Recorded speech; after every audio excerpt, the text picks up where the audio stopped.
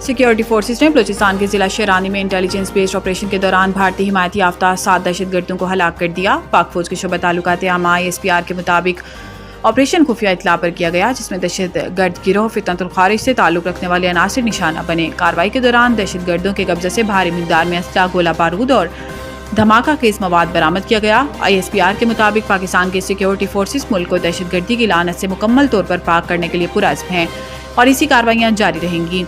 اس سے قبل بھی بلوچستان میں سیکیورٹی فورسز کی مختلف کارروائیوں میں بھارتی سپانسرڈ 18 دہشت گرد ہلاک کیے گئے تھے، جن میں سے کوئٹہ کے نواح میں سیکیورٹی فورسز کے مشترکہ آپریشن میں 10 دہشت گرد مارے گئے اور ضلع شیرانی میں سیکیورٹی فورسز کی کارروائی کے دوران 8 دہشت گرد ہلاک ہوئے۔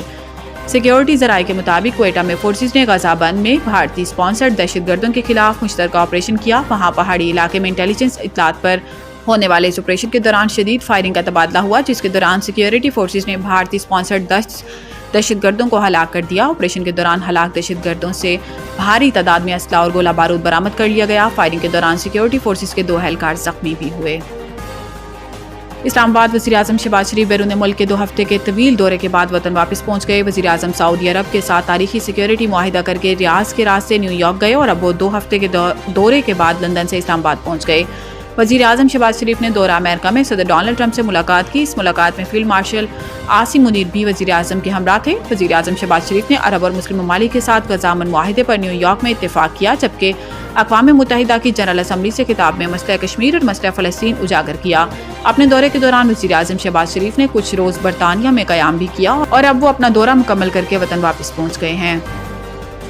غزہ کی طرف امداد لے کر جانے والے گلوبل سموتھ فلاٹیلا پر اسرائیل نے دھاوا بول دیا اور فلاٹیلا میں موجود پاکستان کے سابق سینیٹر مشتاق احمد سمیت متعدد افراد کو اسرائیلی فورسز نے حراست میں لے لیا۔ اسرائیلی فوجی کشتیوں نے گزشتہ شب 40 سے زائد کشتیوں پر مشتمل گلوبل فلاٹیلا کو گھیرے میں لینا شروع کیا اور کئی کشتیوں پر پانی کی توپیں چلائیں۔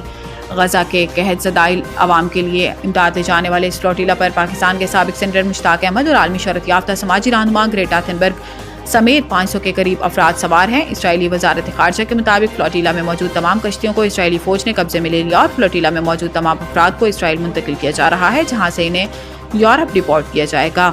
اسرائیلی وزارت خارجہ کا کہنا ہے کہ فلاٹیلا کی صرف ایک کشتی کافی فاصلے پر موجود ہے، وہ کشتی اگر قریب آئی تو اسے بھی روک لیا جائے گا۔ پاک فلسطین فورم کی جانب سے سوشل میڈیا پر یہ دعویٰ کیا گیا ہے کہ سابق سینیٹر مشتاق احمد خان کو قابض اسرائیلی فورسز نے حراست میں لے لیا۔ پاک فلسطین فورم نے مشتاق احمد خان اور گلوبل سموتھ فلاٹیلا پر موجود دیگر افراد کی گرفتاری کے خلاف نیشنل پریس کلب اسلام آباد پر دھرنے کا اعلان بھی کیا ہے۔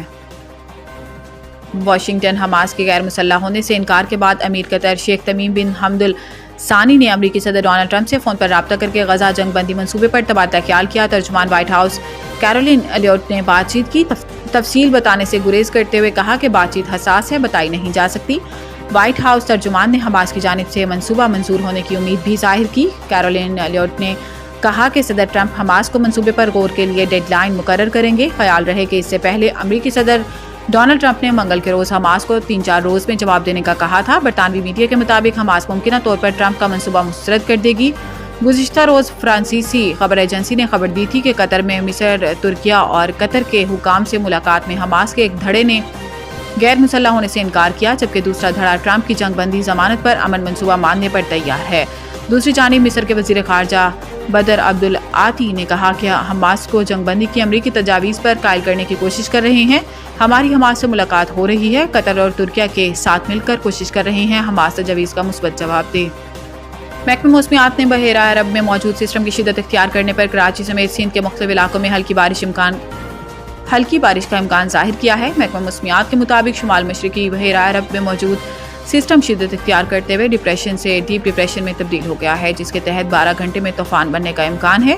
محکمہ موسمیات کا بتانا ہے کہ طوفان بننے کی صورت میں اس کا نام شکتی رکھا جائے گا۔ طوفان کے لیے نام شکتی سری لنکا کا تجویز کرتا ہے، جس کا مطلب طاقت ہے، جبکہ طوفان کے شدید سمندری طوفان میں تبدیل ہونے کا بھی امکان ہے۔ محکمہ موسمیات کے مطابق سسٹم کراچی سے 400 کلومیٹر جنوب میں موجود ہے، جبکہ سسٹم کے زیر اثر سمندر میں طغیانی بھی رہے گی۔ سمندری طوفان بحیرہ عرب میں 5 یا 6 اکتوبر تک رہ سکتا ہے۔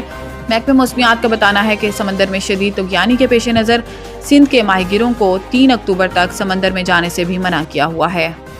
ICC ویمن ورلڈ کپ میں بنگلہ دیش اور پاکستان کے میچ کے دوران کمنٹیٹر سند امیر کی جانب سے آزاد کشمیر سے تعلق رکھنے والی پاکستانی کرکٹر کا تعارف کرانا بھارت کو ایک آنکھ نہ بھایا۔ ویمن ورلڈ کپ میں بنگلہ دیش اور پاکستان کے میچ کے دوران کمنٹیٹر سند امیر نے کہا تھا کہ پاکستانی ٹیم میں شامل تنالیہ پرویز کا تعلق آزاد کشمیر سے ہے۔ کمنٹری کے دوران سند امیر کا آزاد کشمیر کہنا بھارتیوں کو ایک آنکھ نہ بھایا، جس کے بعد بھارت میں سند امیر کے خلاف پروپیگنڈا اور نفرت انگیز مہم شروع کر دی گئی ہے۔ تاہم اب سابق کرکٹر اور کمنٹیٹر سند امیر کی جانب سے اپنے خلاف چلنے والے پروپیگنڈے پر بیان سامنے آیا ہے۔ سوشل میڈیا پر جاری بیان میں انہوں نے کہا کہ افسوس کی بات ہے کہ اس معاملے پر عوامی سطح پر وضاحت دینا پڑ رہی ہے، تاہم بطور کمنٹیٹر یہ ہماری کہانی بیان کرنے کا حصہ ہے کہ کھلاڑی کہاں سے آتے ہیں۔ دو اور ریجنوں سے تعلق رکھنے والے کھلاڑیوں کا بھی ذکر کیا۔ یہ افسوسناک ہے کہ معاملات کو بڑھا کر پیش کیا جا رہا ہے۔ سابق کرکٹر نے لکھا، اس معاملے کو سیاسی رنگ نہ دیا جائے، کھیلوں سے وابستہ افراد کو غیر ضروری دباؤ کا سامنا کرنا پڑ رہا ہے۔